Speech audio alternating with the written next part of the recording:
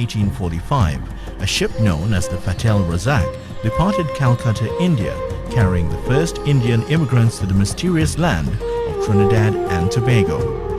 The first name which appeared on the ship's register was that of a 20-year-old male called Bharat. The name Bharat is also the Hindi name for the Republic of India.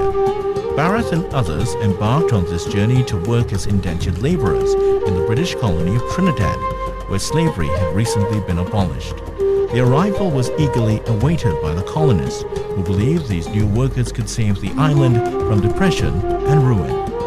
After 96 days aboard the Fatal Razak, the first 227 Indian immigrants docked in the Gulf of Paria, bringing with them a whole new culture and way of life.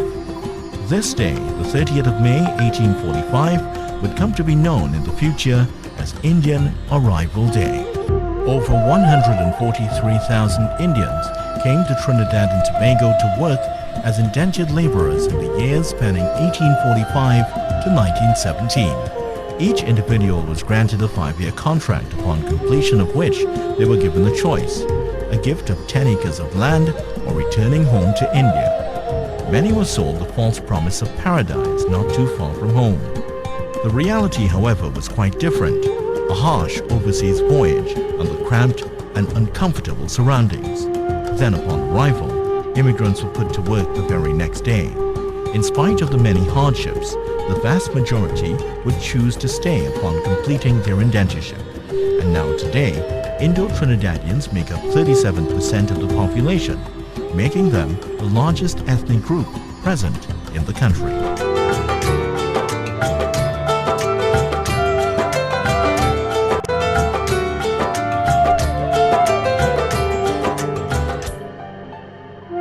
East Indians who came to Trinidad and Tobago faced many challenges in adapting. The system of indentureship was slavery in all but name. The Indian immigrants were now faced with a language barrier. Many were forcibly converted to Christianity, and living conditions were generally poor. However, indentureship had one major advantage: they were guaranteed freedom to stay or return home at the end of the contract. Many immigrants chose to stay after indentureship and sought a better life in the New World colony. As settlers, they focused on acquiring land, and many were able to ensure upward mobility for their children through education. Despite the enforced assimilation of indentureship, many were able to retain their traditions and customs within their families. Hinduism and Islam persevered and eventually helped transform Trinidad and Tobago into a colorful, cosmopolitan society. Indian styles of dress, cuisine, music, song, and dance have all survived and been enshrined in Trinidad and Tobago's culture. Indentureship as a system lasted 70 years and saw over 140,000 Indian immigrants brought to Trinidad and Tobago. This system finally ended in 1917. Since then, Indo-Trinidadians have integrated to West Indian society while still retaining some aspects of their forefathers' culture. Many have risen to positions of prominence in society, and in 1995, the government of Trinidad and Tobago declared May 30th Arrival Day. The occasion was especially significant to the East Indian community since it marked the 150th anniversary of the arrival of the very first group of indentured laborers. Since then, massive celebrations are held throughout the country on this day to commemorate the arrival of East Indians and other groups to our Twin Island Republic. Celebrations take place in the form of parades and other social events designed to pay homage to our forefathers and to East Indian pioneers whose contributions helped shape Trinidad and Tobago as a society. The arrival of Indians in Trinidad and Tobago was not initially perceived as permanent by either the colonists or the indentured laborers. Of course, thousands did choose to return to India at the end of their contract. However, with the promise of 10 acres of land for those choosing to settle, the vast majority decided to seek out a better life here in TNT. The immigrants who stayed were faced not only with the challenge of integrating into Western society, but also with the challenge of building a community amongst themselves. They did not all originate from the same provinces in India, and differences in caste and religion often added to the discord. The occupations and levels of adaptation and assimilation also varied among the indentured immigrants. East Indians who came to Trinidad and Tobago worked on various sugar estates. Among these estates were Waterloo, Woodford Lodge,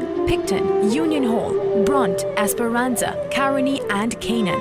A significant percentage of Indians were also employed on the cocoa, coffee, and coconut estates. Additionally, some East Indian immigrants arrived seeking employment as shop owners, petty traders, and as primary school teachers in the Canadian Missionary Indian School.